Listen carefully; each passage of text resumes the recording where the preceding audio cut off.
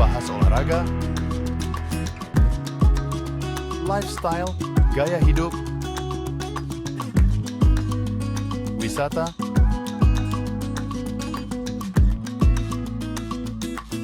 budaya,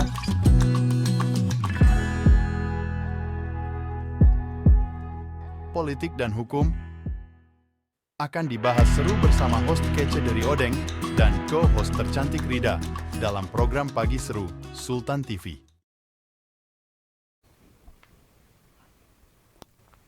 Kembali lagi bersama kami pemirsa di Pagi Seru. Nah, Der dan juga pemirsa, tadi di segmen sebelumnya kita udah bahas yang panas-panas nih, Der. Yang ini juga nggak terlalu panas ya.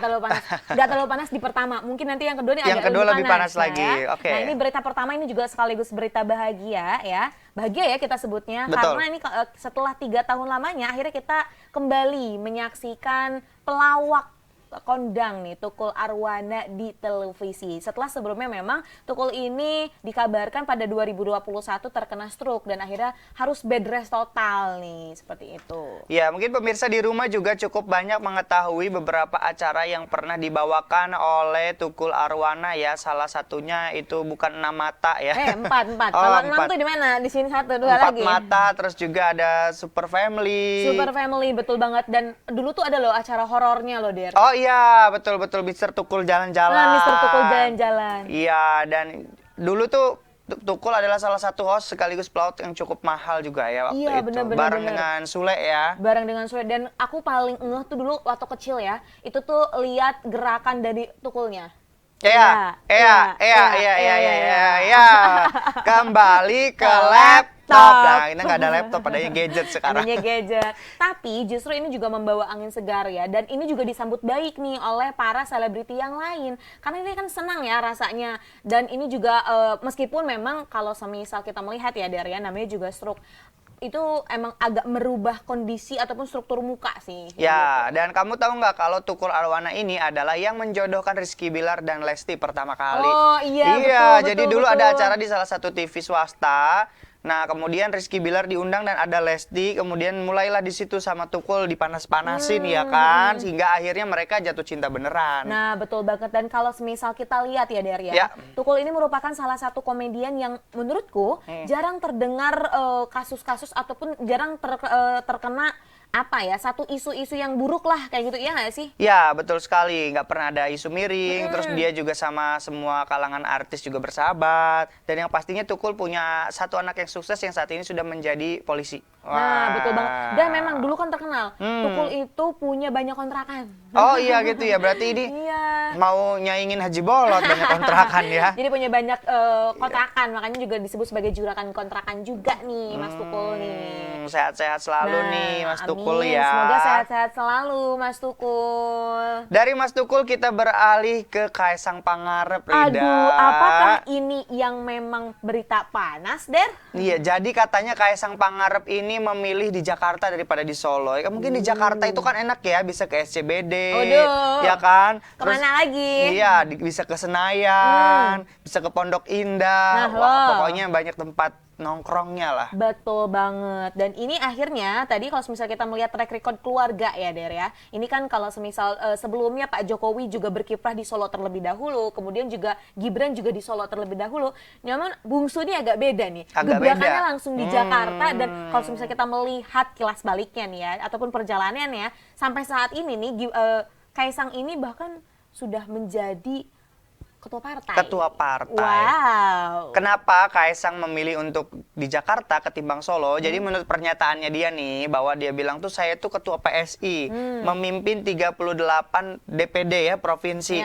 Masa saya memimpin Solo yang masyarakatnya 200.000, jadi kan kurang manfaatnya mungkin menurut dia. Menurutnya. Iya, jadi kalau di Jakarta itu saya bisa memimpin lebih banyak masyarakat dan juga bisa representasi dari Indonesia, karena di sana kan kulturnya berbeda-beda ya. Banyak, dan juga kan banyak masyarakat yang beragam lah ya gitu dari iya, berbagai daerah. Tapi ini bisa cocok logi nggak sih? Harusnya kan seperti ayah dan juga kakaknya ya. Solo dulu, Jakarta, baru langsung ke istana. Ke istana.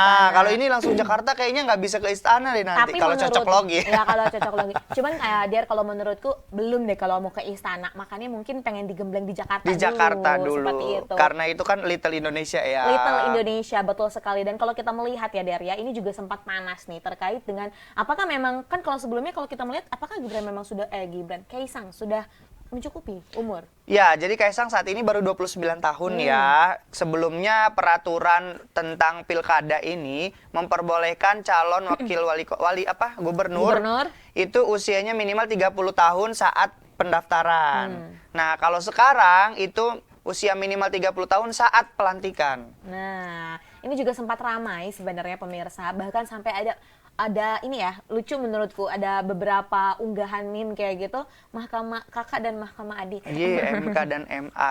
Benar juga ya. Mahkamah keluarga. Mahkamah keluarga. Ya, tapi kita nggak tahu ya, apakah memang ada intrik di dalamnya. Jadi gitu kalau kan. misalkan bagi kita nih, masyarakat awam yang memang bukan pendidikan di jurusan hukum, politik atau hukum, ada beberapa aturan-aturan klausalnya yang mungkin bahasanya itu hampir sama dengan yang sebelumnya, tapi ternyata maknanya berbeda. Jadi kita nih sebagai masyarakat Indonesia, kita harus sekolah yang tinggi, berpendidikan yang baik supaya nggak dibodoh-bodohin. Betul banget. Nah, aku malah ingat loh Der ya, karena di program Sultan TV juga di BHI waktu itu sempat ngobrolin juga sama pakar hukum. Akhirnya beliau tuh mengasihkan statement seperti ini, bahwa hukum itu sebenarnya bisa kita lihat dari berbagai sisi. Seperti itu. Jadi kalau semisal saya memandang hukum seperti itu, mungkin orang lain akan memandang hukum seperti itu. Jadi akan seperti ini dan itu akan beda. Nah, maka dari itu memang hukum itu sifatnya tidak saklek atau tidak yang gitu-gitu aja. Itu tuh bisa lihat dari berbagai aspek yang lain kayak gitu deh sebenarnya. Iya, maka dari itu ini kalau misalkan ada yang berubah sedikit pasal-pasalnya, kata-katanya, kalau kita tidak teliti dengan baik itu bisa salah persepsi ya. Makanya banyak sekali perbedaan pendapat dari atas sampai ke masyarakat pada saat penerapan aturan baru. Nah, betul banget. Dan tahu nggak sih Der, sebenarnya ada yang lucu menurutku. Ini lucu sekaligus agak kayak, aduh berani-berani ya nih orang ya. Ada di Instagram ini, kan kalau sekarang ada film yang lagi hype nih terkait dengan how to make atau how to train the grandma itu loh, yang film-film Thailand. Nah, ini sekarang diganti. Jadi fotonya adalah foto keluarga Pak Jokowi, tapi judulnya adalah How to Make Legacy Before Democracy Dies. Agak sarkas ya sebenarnya. Itu bukan sarkas lagi sih ya, itu dengan jelas gitu kan fotonya juga kan ya. Iya, betul banget. Tapi kita juga berharap tadi ya, sebagai masyarakat Indonesia kita ingin hukum kita, kemudian pemerintahan, politik dan yang lain-lain ini dapat berjalan sebagai mestinya. Jangan diubah-ubah tapi hanya menguntungkan satu pihak saja. Yang perlu dipikirkan adalah namanya juga pemerintahan, namanya juga wakil rakyat yang memberikan ataupun yang mewakili aspirasi masyarakat, bukan hanya memberikan ataupun mewakili aspirasi dari partai ataupun dari yang lain-lainnya, pemirsa. Betul sekali, setuju dengan pendapat Rida. Jadi pemirsa, kalau misalkan kita memang mau keadilan itu ada, mau pemerintah itu berjalan dengan baik, kita juga harus terlibat di dalam sana. Jangan cuek-cuek aja.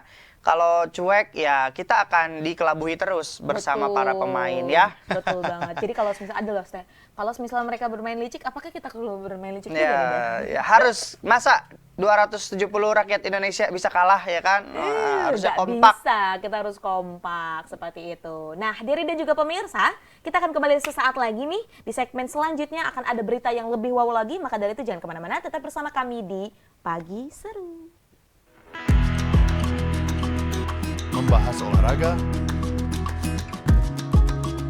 lifestyle, gaya hidup,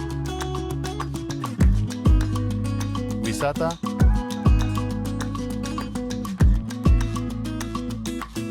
budaya,